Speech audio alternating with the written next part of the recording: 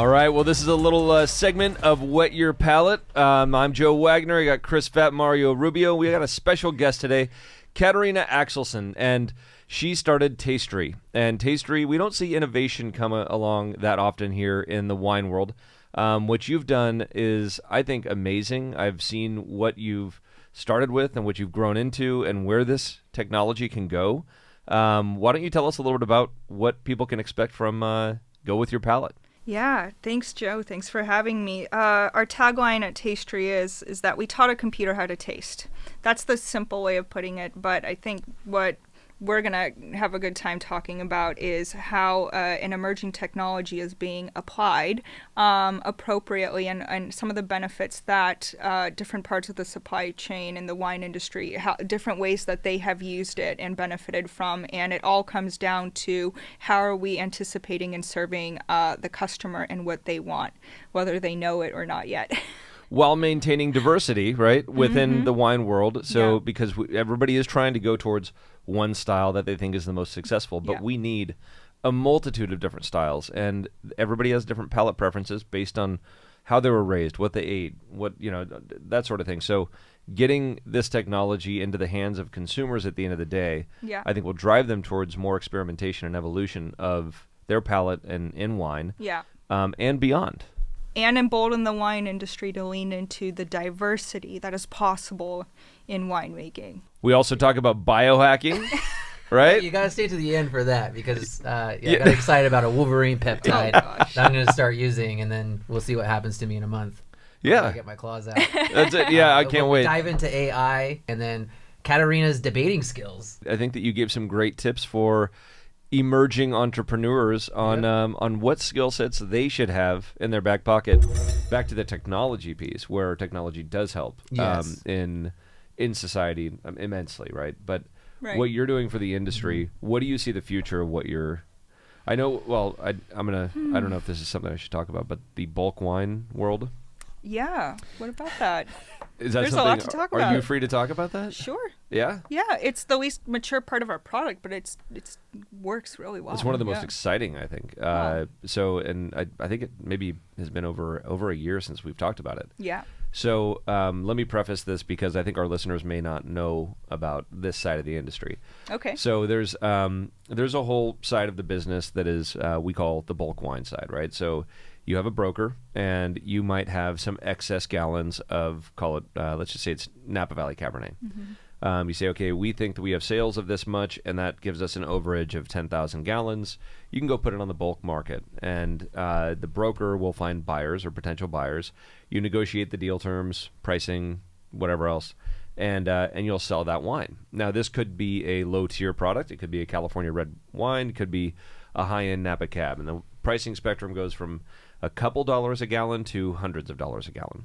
So there's so if you're purchasing bulk wine, you're going to call a broker and say, I need Chardonnay samples from Sonoma County, and you could tell them a price spectrum if you want, but you're not going to be able to get them to tell you, like, they're not going to deliver you a style, right? So you're going to end up getting 30, 40, 50 samples of different wines that are available in different ranges of quantity and quality, and you taste through them. And so if you're making like a $2 chuck, and it's not even just $2 chuck, there's some higher tier stuff too, but and I will preface this by saying we don't deal on the bulk side. So we like to make our own wine. That's why you wanted to bring it up, right? No, we sell on the bulk side. We sell on the bulk side. If like we have overages, press wine. People are very secretive in this industry. I know they don't like. Nobody likes to talk about this one, but like it's a great outlet for us. If we have excess, it's like, you know what? All right, we made this much. We are solid about this, or maybe we have wine that just didn't turn out good, and we're able to sell like 10-20% of our wines on the bulk market. Kind of calculate that in. It's like we know that our lees, our press wines, anything that's maybe out of line with the style we're trying to go for, we can put that on the bulk market. It'll find a home. We don't know what it goes into, but it's going to be kind of one of your generally speaking, one of your kind of supermarket lower priced brands. So again, the difficulty, if we're trying to connect with a buyer, then they're only going to get one of our samples along with a multitude of other producers' samples, and they taste through them and decide what might work for their blend. What you guys have been working on, from what I understand, is how to make the bulk wine market much more simplified from a stylistic wine standpoint, so that the buyer can match more readily with what they're missing in their blend or what they're trying to fill their blend with. Yeah, we're digitizing the commodity like every other commodity except the wine industry. Yeah. So we analyze the chemistry of samples, like tanks or batches of wine, right? And what happened was we had obtained a non-trivial amount of traction with some of the bigger suppliers, even the smaller suppliers in the industry, and we noticed that they were trading or transacting amongst themselves sometimes, and we thought, hey, why don't we, do you want your buddies to, this is how it started, do you want your buddies to see what's on your tanks so that you can run a simulation and see if it will suit the wine that you need 25,000 gallons for? Do you think this is the DNA match for the wine that you have in your tanks, right? Because when you're blending wine, you're looking for other varieties or of the same vintage or whatever it is. So it's kind of like being a matchmaker for tanks of wine, and that worked incredibly well. And we saved a lot of heartache and a lot of time and a lot of cumbersome searching for the right wine. And then we thought, hey, this should just kind of be a marketplace for anybody. Yeah. So we're getting more and more samples in there, but basically if you're a winery, let's say you're 20,000 gallons or whatever short of some cab for your Pinot blend, you can go on the market and say, compare my chemistry to the cab that I need in this price point and find the one that is going to make my wine the most likable for what I'm trying to do. So find me the perfect wine out of this large assortment of possibilities. And then it doesn't mean that you don't taste the wine right before you buy it. It just means instead of getting 150 samples shipped to you that you have to taste through and throw out all the ones that are definitely not going to work, you get a couple samples and you already know they're going to suit your needs, and you could just confirm that that's what you want, and it's a lot faster. It's much more efficient, much less waste. I mean, much less wasted labor, physical waste, like glass. The amount of glass that a winery can go through with samples is absolutely absurd. So, and of course, the time to go and pull those samples, get them to the broker, get them shipped out, and then the brokers take a fee, typically a couple percentage points on whatever that deal was. So you effectively would be putting some of those brokers out of business, or minimizing what their importance is, or making this, maybe this is the better way to look at it, you would make them better. You would make them provide a higher level of service, rather than you have the option of going to this marketplace where it's just like beep boop beep boop beep, I want this wine at this this price, and then it's like, okay, cool, you can do that, or then you're going to have to, the brokers, the people behind the brokers, they're going to have to up their game. And they're going to have to give a reason for their being, or they're going to have to look at you and say, how do we work together in this? Because we need the human element to do the sales part, but I do not want to replace the human element. I think the human element is important. This is just, look, the successful AI companies or anyone who uses a technology like this does not actually replace people. It's a co-pilot. That's what I mean. Yeah. I mean, we've done some work with some brokers. I don't know how much I'm allowed to talk about, but it is like a co-pilot, and it's really just enhancing their ability to go and spend their time and energy on sourcing the right stuff that goes into this database, instead of shipping labels, and they can sell more stuff exactly on the platform. So it's an assist. It's a huge help, and so the technology really does help. And there was one thing I wanted to get to also is so there are a few people who have tried to make wine without grapes. I don't understand. Yeah, neither do I. Well, it's not actually wine. That's the point. But they have tried to, using chemistry and trying to match a very successful brand. What's the name of that company? I think I know. Yeah, I think I know what you're talking about. I don't know if we should say the name, but I don't know if I remember, but it's like a 3D, not like a printing, chemistry printing. But they're taking compounds, flavors, alcohol, acid, whatever that they're creating a artificial wine, a fully human fabricated wine. Why? I don't get where's the artistry. I mean, I know we have a lot of stuff that really doesn't have artistry on the shelf right now. Yeah. And that's it's becoming so important that at some point those brands are going to kind of fall to the wayside. They're going to be, there's going to be people buying that stuff at a low price and whatever else, but the story becomes more and more important. The people behind the brands becomes more and more important. But to see that enter the fold, I don't even know if they've sold a bottle. But so I was going to ask, has anybody come to you to try and fabricate a wine, or I should say a wine product, to match a successful brand without utilizing grapes? No. No, okay. Is this mainstream yet though? So like, I'm just wondering. No, none of this is me. They hit the none of it's mainstream. There was like a lot of press about them a couple years back, and I think they've continued to evolve. But it's I just, if anybody knew that it was not made from grapes and there was no real passion and soul behind it, I think consumers just wouldn't be interested. I mean, I don't know. I'm not super familiar.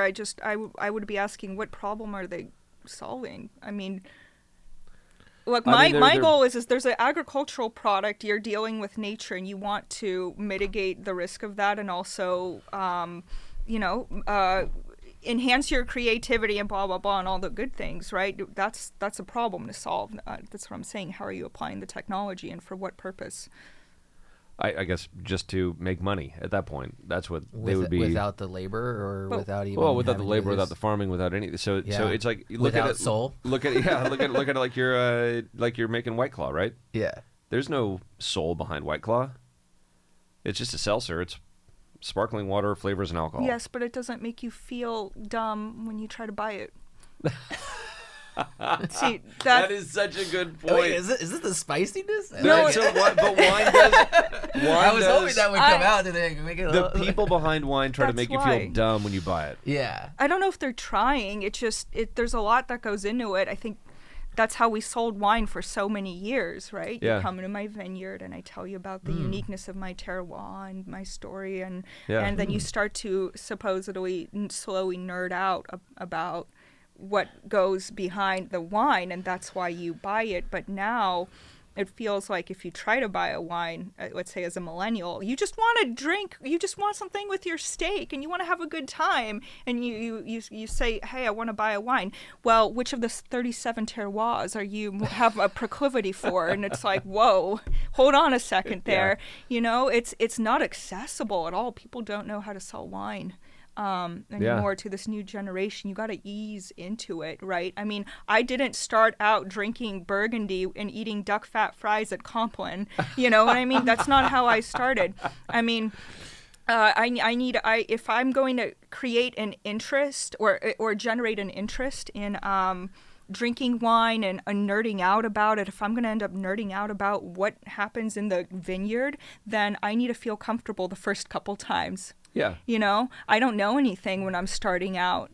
Make me ease into it. Yeah, and we do. I mean, the industry ostracizes consumers very easily just because it's so complicated. And if you get into the weeds really quickly, then people are going to glaze over. It's broken. And you got to start in very slow and just give them a little like inkling and understanding as to what it is that's happening, and then they'll evolve themselves. They want to discover themselves. So that's what I've always loved about it, where it's like, you may, I like use different regions as an example, but like you might just try a Rioja, and then all of a sudden you're like, oh, I kind of like this. And then you go down that path and you've tried 30, 40 Riojas over the next year. And then you go travel to Rioja. And this is one thing I think that the younger generation has not discovered, is that wine travel is always going to be good. Wherever grapes grow and wines are made, there's generally really good food, good culture, and it's beautiful. Yeah. And it's like they just all come hand in hand. And so I think wine tourism is something that has yet to be, I'll say, rediscovered by the younger generation. I think people look at Napa Valley as like, this is a haven of wine tourism. But there are areas all over the world, like, the Douro Valley in Portugal. Great, awesome, unique, very special, tons of history, and you end up going there because of wine, and you end up falling in love because of all of the other things that are there. Right. Yeah. Well, that's why I think you're so successful. Is you enjoy, you're, like I said, you're authentically human. You're enjoying what you're doing. There's an authenticity to it, but you're not trying to alienate people. You're enjoying wine. It's wine. Yeah. Like, it's supposed to be fun, and you Yeah. make it, you make it fun, and the wine is easy to drink, and we need that. Like, that's important. It's not supposed to be like the special occasion thing. It's supposed to be just something you have at your table with dinner. Like, that's how we did it for thousands of years. I mean, it's a great, it brings serious. people together. Yeah. Is at the end of the day, that's what it is. The old, so part of my family is Italian, and that was kind of like the thing. It was like they would just, even at lunch, you'd have a bottle of wine on the table. Yeah. Like, it was just, and it created community. It helped be a part of the community. Right. And I do try to ostracize some people. They're typically what I call the commie-sammies. the militant I've never sommeliers. heard of that. Yeah. I try to push them out. But yeah, everybody else, it's like, come on in, have fun. But they're the ones that are always like, if AI, that's a good point. If AI was a human in the wine world, it'd be a militant sommelier. eating their own garbage. Not if eating their own garbage. Not if we have a hand in it. Yeah, you guys are becoming guardrails.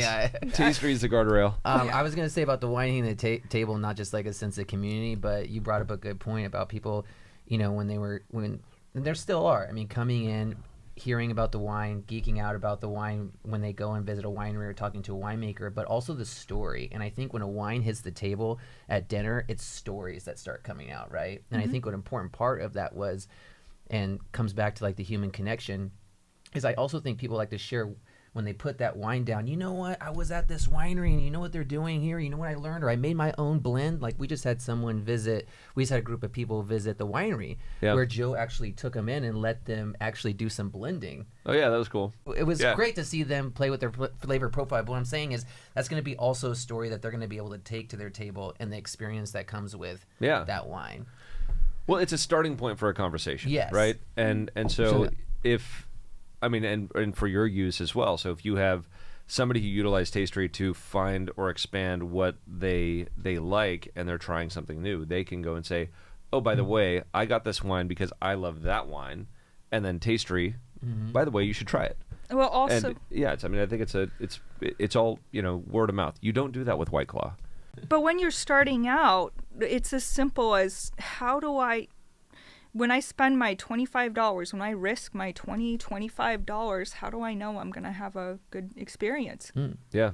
Right. And there's like 160,000 wine labels coming out every year in the U.S. It's crazy. It's insane. Yeah. It's how many, we don't have that many, White Claws or bottles of ketchup to choose from, right? It's an overwhelming experience, and I feel like everyone is trying to sell to everyone too. That's another thing, you know what I mean? And you don't want to do that. You want to find out who's going to like your wine, talk to them, and lean into what they like. So how do you use Tastry? So I'll use one specific market, which is the most difficult market, I think, in the U.S. Well, the most difficult non-government market in the US. Right. Like, you put like Pennsylvania in there, fuck those guys. Yes, Pennsylvania, I just called you out. Fuck you, PA. Hey, dude, that's where Rocco's from. My cockapoo. I'm not talking about the people of Pennsylvania. Okay. Specifically the government. Or the dogs. Or the dogs. The dogs are cool. Dogs are good everywhere, man. No, so New York is one of those places where having staying power is almost impossible, right? Unless you're like Veuve Clicquot and Krug, like you're gonna have a place on every list. But if you go and do a visit to New York and you make a placement, or a sales rep makes a placement, you might have that placement for they may pull in 1 case of wine, maybe 6 bottles of wine. They may run through that and then not reorder because they got so many people coming to their door on a daily basis, and showing them all these different wines, different deals, whatever else. And so it's kind of like, even though that case of wine that they brought in initially may have sold faster than 90% of the stuff on their list, they're not in the mode of reordering unless the rep goes back in and is like, hey, how many bottles of that do you have left? Like a week later, and they say, oh, I've got 9 left. Well, sounds like it's doing good. How about we get you another case on the next truck come to your restaurant? So, and there's not that follow up because there's so much ground to cover. So how would you create a platform utilizing Tastry for these accounts to be able to see what staying power does, and eventually, I mean, really, how it affects their bottom line, right? Mm-hmm.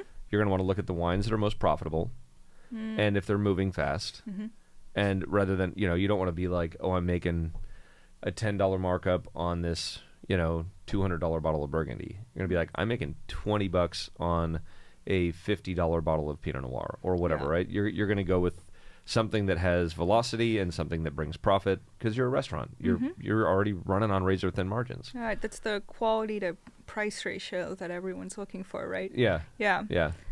No, I mean, look, we can actually quantify that, right? Like how much can you charge for this wine, and will the consumers accept it and feel like the wine is this valuable? But so you're saying there's a high turnover.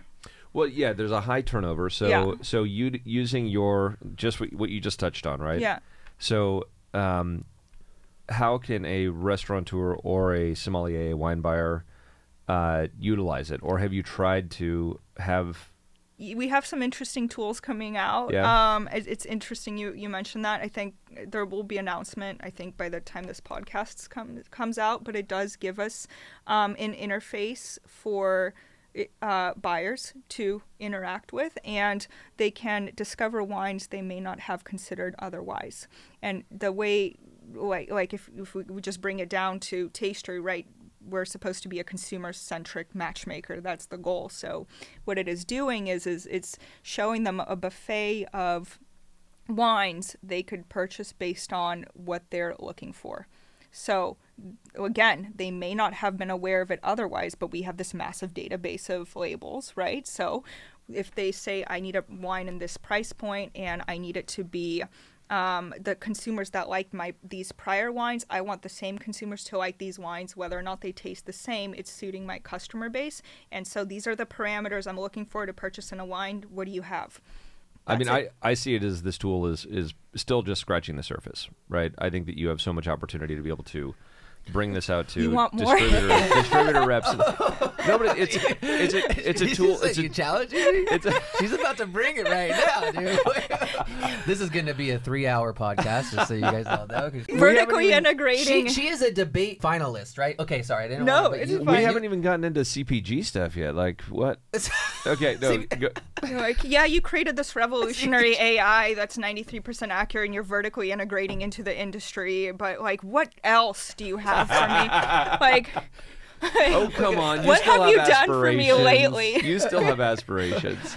But I'm sorry, the debate, but because I saw your credentials on that, I just was really impressed by that. But I'm guessing, have you used those skills, or could you just give a little insight on that background and how you applied those skills in your journey in with speech and Tastry debate? Yeah, State champion or whatever. I was really big in speech and debate when I was younger, and the way I would. I bet your parents loved you.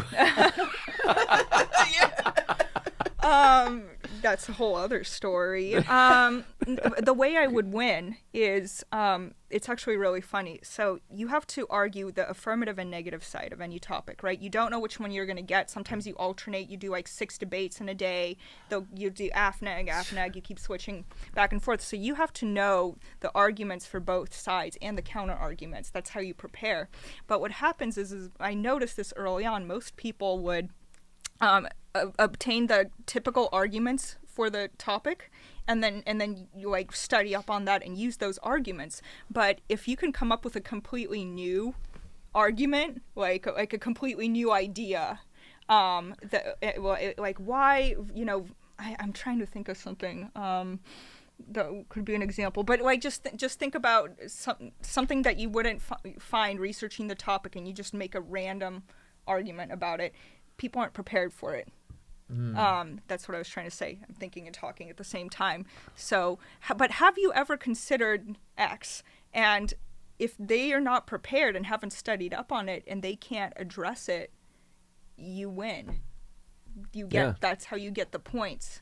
Because if you let an argument through, you So that's like the submission. Yeah. So everybody's just focusing on what is at hand, rather than and then you throw the ringer in there. Yeah. But correlate it back to whatever the topic was. Yeah. Yeah. So thinking outside like the box is usually a good thing to do in debate. Yeah. You don't want to say something too outlandish, because then they're just going to say that's ridiculous.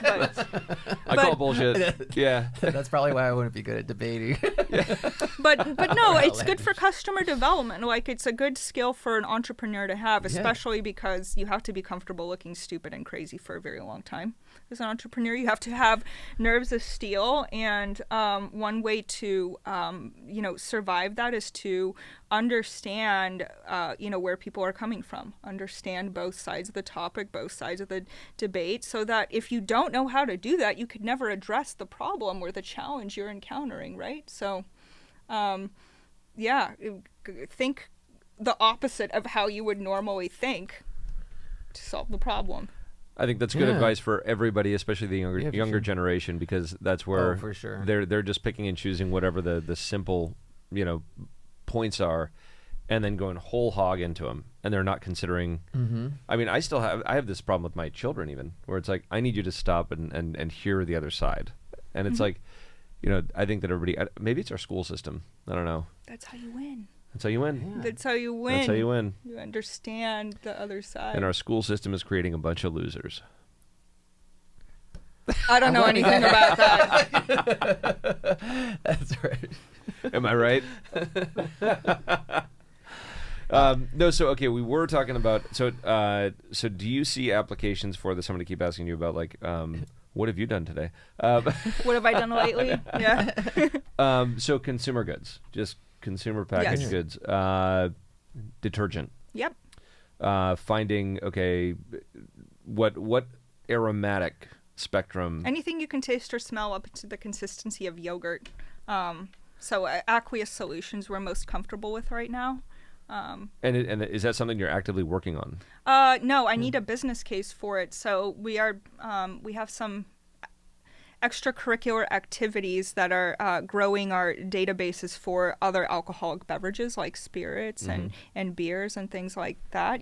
So not a big leap, but fragrance and coffee is a pretty obvious place to go. But I think just working with all parts of the supply chain as one company and one vertical is already a pretty big ordeal for a 30-person team. So I think the hardest thing has been saying no. Like, it's just taken a lot of discipline just to hyper focus on what we're doing and doing it well.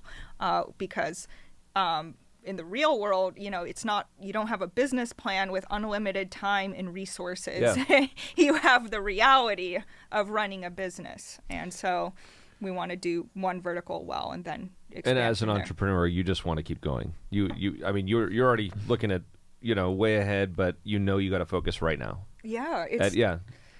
There's a lot we can do now. We have a lot of vocal early adopters and we have some very successful use cases, but I want this to be, ubiquitous. I want every wine in our database so that we could match it to the consumer base across the United States as quickly and efficiently as possible, and I could just match make all the consumers and all the wines. That's like a lot of years in the future, So well, you're making headway. I think so.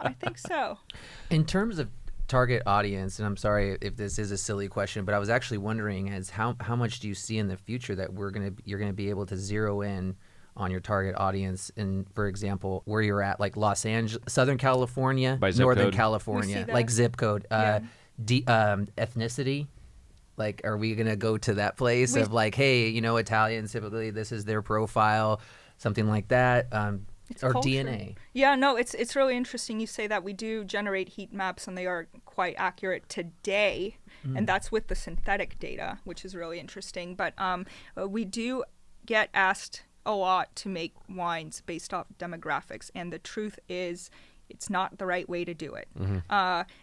So one example I always give is people say, I want the woman ages 20 to 40 or whatever that like Kim Crawford Sauvignon Blanc.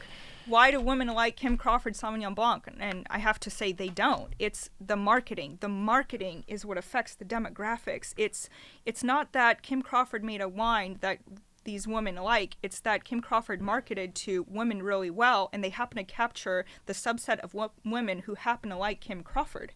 There are men who like Kim Crawford, but they're not going to buy it because you're not marketing it the way you should to them, or some things. So there's a discrepancy between men and women, for example, but it's like 1%. It's not massive. It's culture. It's how you grew up and what did you grow up eating. If you're Japanese and you came as an immigrant from Japan and you ate natto and Japanese food, you're gonna like different things in your wine than someone who is also Japanese but grew up eating burgers and milkshakes in America. Same demographic, completely different background. That's why the quiz asks you about what you like in other foods and flavors. That's your makeup. Like, that's your culture. I think you said it very well. I think, and that is truly it. I mean, that's so. I would say area code or zip code are going to be bigger determining factors as to what your preferences are. And I don't mean like, Napa to Sonoma County, but you say like, go to the cuisines over up in New England versus the cuisine down in the Southwest, right? Totally different. A world apart, more or less. They could be different countries for that matter. Yeah, it takes people time to wrap their head around that concept because they're like, but that's not how we do things today. You would think that's our biggest challenge. I think as a emerging technology company, building the revolutionary technology is not the hard part. It's getting people to change the way they're currently doing things and showing them that there's a better way that they're gonna like. So yeah, that's always the hardest part, apparently. Change is hard. Yeah. So you have patented this technology. So at what point did you realize that you had something that was? I know the process of patenting is actually not all that complicated until you want to go through the full. It is when you have a 120-page patent. So, what was this like at the end of your schooling, or was this in the beginning of your startup phase that you realized you had something that you needed to protect? Most people get into business, especially when they're young, and the last thing they're thinking about is protecting what they've created. I had a lot of help. You did. Good. I had good guidance. I had good guidance. I think that's my talent, is finding good good people who we have mutual trust with. I'm a good hirer. I would say everyone is better than me at almost everything in the company now. So one of those things was I had people who had that foresight. But I think when we decided it was a good idea to patent this was after we applied the AI to my chemistry outputs and we validated the efficacy. We're like, actually, this works. Yeah. Well, who else is doing this? Okay, no one else is doing this. That's important. Yeah. Using chemistry to predict how consumers are going to like something, that seems like a valuable technology. That makes sense. And then there was also having the foresight to just disclose the things that we would want to protect because they're, simple and non-obvious, and not disclosing the secret sauce in the patent. That was a big thing. Yeah. And at some point, you're not gonna reverse engineer us by reading our patent. Okay. Yeah. So it's like, so you've kept enough. You've kept enough off of the patent. Yeah. Yeah. Good. Wow. Smart move. That is smart. Oh yeah. I'll thank my advisors. Yeah. I like that. That's good advice. Well, like Coca-Cola still does not have a patent to this day. For what? For their recipe. Oh well, yeah. Because patents over time, what is it? 23 years. Yeah. And then they're available to everybody. And so to protect the recipe, they've kept it a secret. You just want to protect the things that people can use to troll you with. Yeah. Yeah. And this also even works, different, but probably like in copyright standards, right? Because I was, again, this conversation about story. And on one of our recent podcasts, we were just discussing a new book that came out about Neverland. Peter Pan and Hook's story, which is second to the right. I'm not sure if you're familiar with that series. We don't have to get into that. I see Art is like, but very like what they did with Peter Pan and what Hook and him are doing now. It's I guess it's considered a romance novel. But it's very explicit. I've not brought this up. It's not. It's not go with your palate. It's a smut novel Yeah. based around the story of Peter Pan and the characters of Peter Pan. And he read an excerpt of it, and I'd never heard of this, and it is. I'm sorry, isn't Peter Pan a child? Am Oh, I Yeah, but they've grown up. in this Anyways, story, this is yeah. it's a long story. Yeah. But so going back to the They're heartthrobs now, and I guess they're 18. or Oh, whatever. okay. but going back to the copyright piece of it, right? Yes. So yeah, there's at some point copyrights come up, but like trademarks never die. Yeah. Patents do, like, I think it is 23 years, something like that, where they become available to everybody. You have exclusivity for that period of time. So for example, you have one, right, on I have cap one that patent, that yeah. you developed for. It's nothing Right. like The one you it's- tap, the It's one- nothing like what you've created. no. No, it's just the pull tab.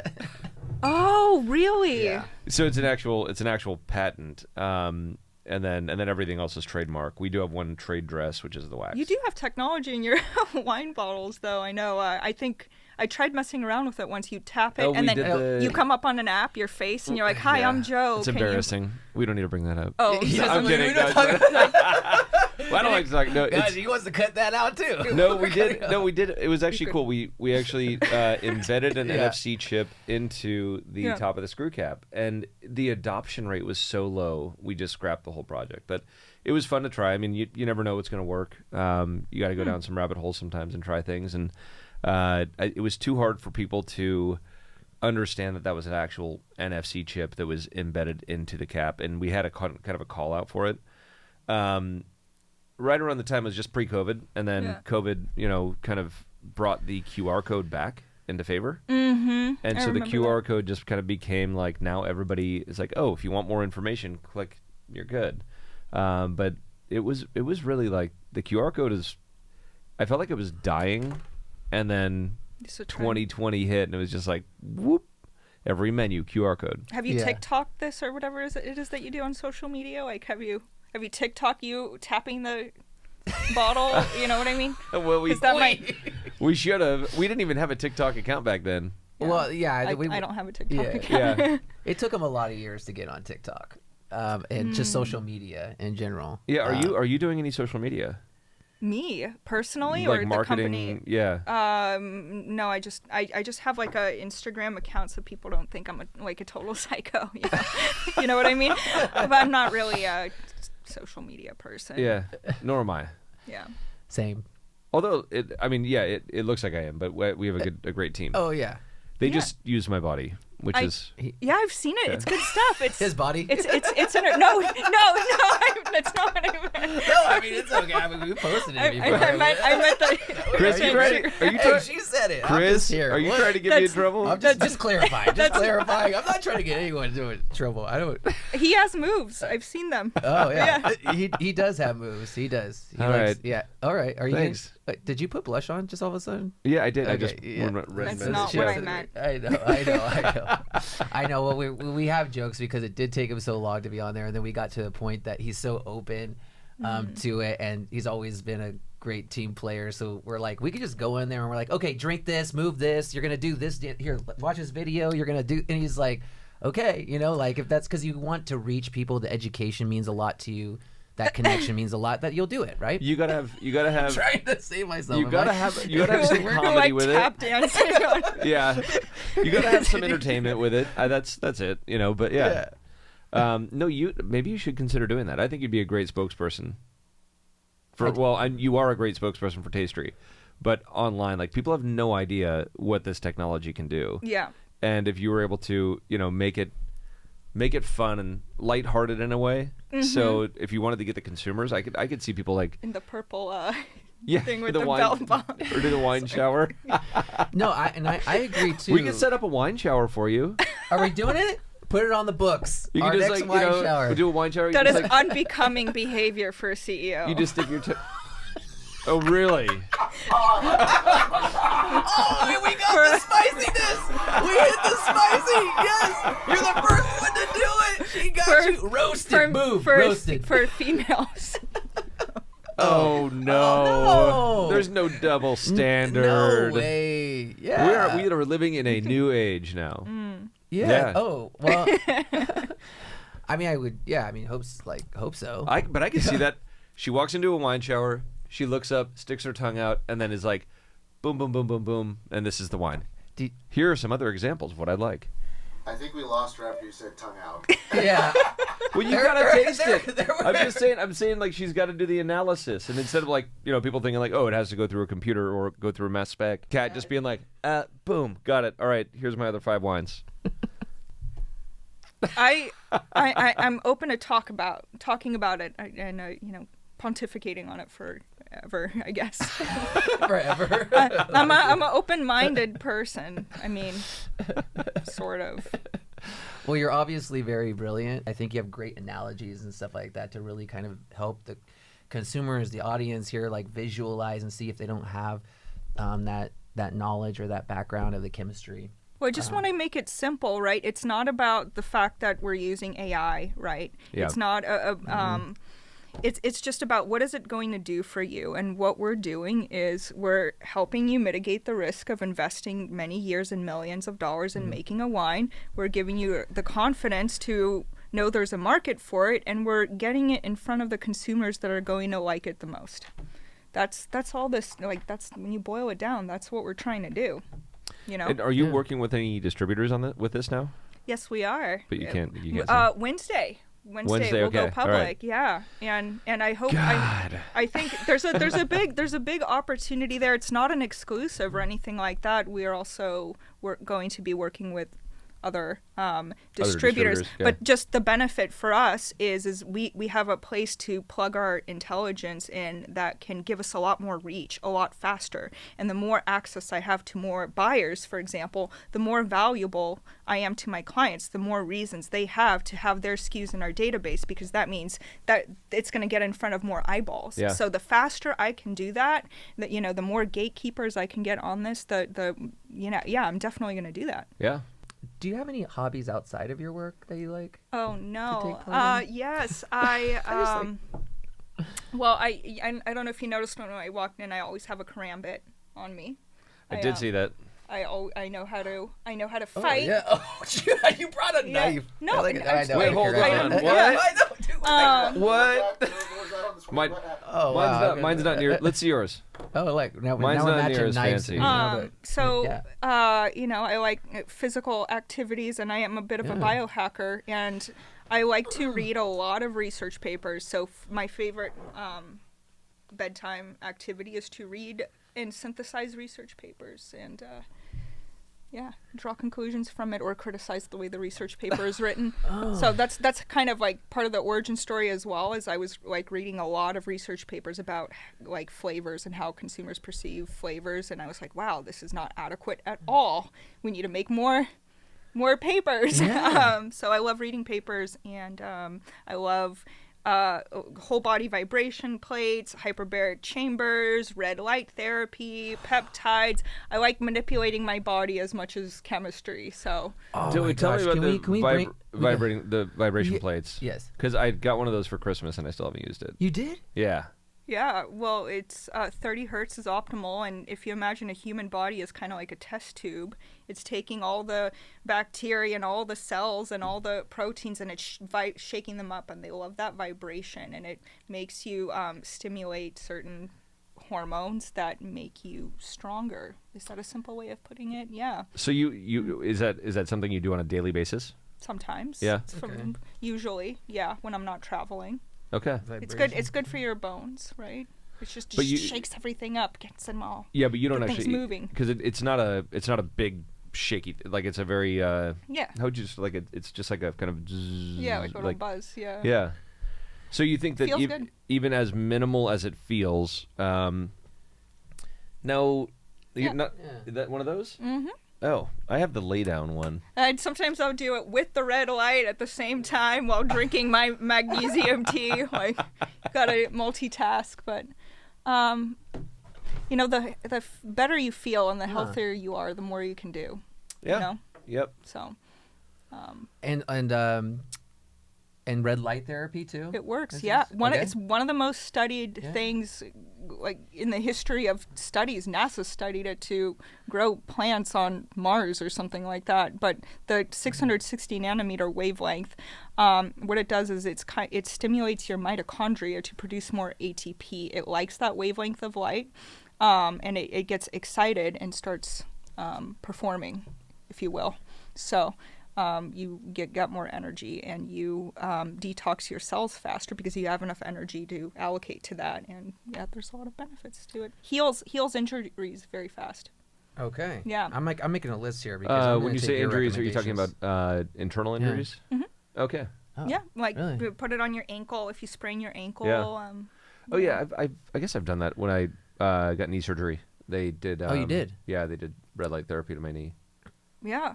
But that was I didn't know that was something like you would do on a regular.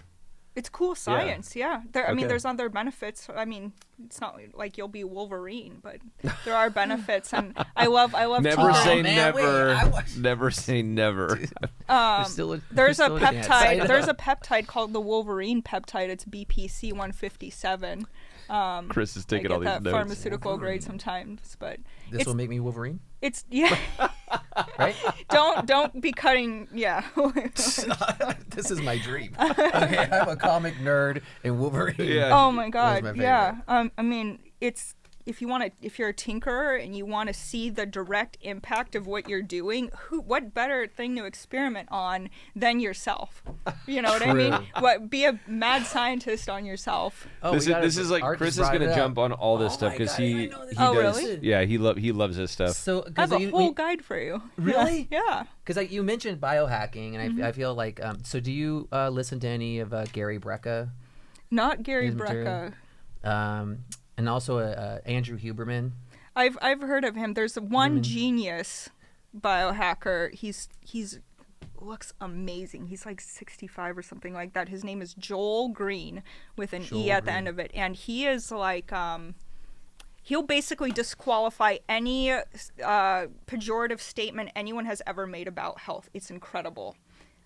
So there are like camps of people that are like, red meat is bad for you, right? Or veganism is the way to go. Or I've been on keto for 10 years. Yeah. That's the guy in the corner. okay, and great. he's Yeah, like, yeah. hey, you guys are all wrong and all right. Like this dogma about diet is crazy. So he synthesizes all the data and he says red meat is good for you. It's also bad for you. Being on keto is good for lowering inflammation and decreasing the risk of cancer. Makes you insulin resistant after 6 months. Being vegan lowers your risk of stomach cancer, but you create autoimmunity after doing it for 6 months. So basically, if you boil down biology, the advice at the end of the day is super boring. It's don't overdo everything. Have some balance because there's a double-edged sword to everything you do. So if you do all meat diet, you're going to get the benefits of that for 6 months, and then you start getting the downsides of it. And this is for example, and that's the case for everything. And no one wants to hear that. Everyone wants to be hardcore, like about something, but that's not how biology works. It's almost like you are defining your persona by, taking one of these your one of these identity. elements. Yeah, and I've never been a fan of that. But what does Joel Green think about drinking wine? I don't think he's opposed to it. Okay. Good. Yeah. That's all I needed to hear. Yeah. So How much is all we're gonna cut it. subjective. Is he gonna yeah, make it? That's it. so Oh wait, one last thing. PMF, Matt? PEMF, Yeah. I don't have one, but there's efficacy in the technology. I wonder why I didn't buy one. Okay. That's going on the list. But that was like the last one I wanted to. Then I'm good. A PEMF mat. Yes. Okay. I mean, you just there's like a bunch Okay. of like dude. So this Yeah. But what I find this is interesting too, right? Because what this is, I mean, we could either go outside and take our shoes off, Yeah. and touch the earth with our feet, That's a good idea. or we could get Or a we PMF mat. Or we could control our environment. Right? Yeah. And they're selling this, but this is crazy I feel like when this technology comes out, because if we're talking about, and I know you said you don't know about, but Gary Gary Brecka is a very kind of, I'd say, trending biohacker right now. And he obviously is kind of at the forefront of, this is one of the things he really promotes. And he obviously sells his own for $5,000. Of course. You could get yourself on Amazon. So this is when I feel when this new technology comes out, it's like, okay, so where do we find the happy medium to actually get the benefits, get the actual technology that will work, but not have to lose all that money, those added expenses that you didn't need. Yeah, make it a full-time job to or just go take out, care of or yourself. just touch the earth, or just barefoot. Yeah. Should we just be walking barefoot, no more shoes? I used to do that. You did actually. Yeah. I remember. I think it's a good idea. I think it's like there's a few things that provide 80% of the benefit, and everything else is just gravy and a cherry on top, and very extracurricular. So just get the fundamentals right. Go sleep right. Don't go on any kind of like crazy extreme diets for too long. Don't stress out too much. That's like 80% of it right there. Like everything in excess, anything in excess is bad. Yeah. Or being completely deprived of it as well. It's all Like, balance. I like that. Yeah. Most people are very hardcore about everything, and then they create an imbalance. Yeah. So just try to get that part right. I have to get it right too sometimes. Yeah. Well, Katerina, thank you very much for being a part of this podcast. Glad we covered all of the ground that we covered. I mean, we went all over the board. This was amazing. I'd like to have you back, actually, so we could dive into this other stuff. I know. That'd be great. And then we can see how the Wolverine peptide worked on me if I got like the...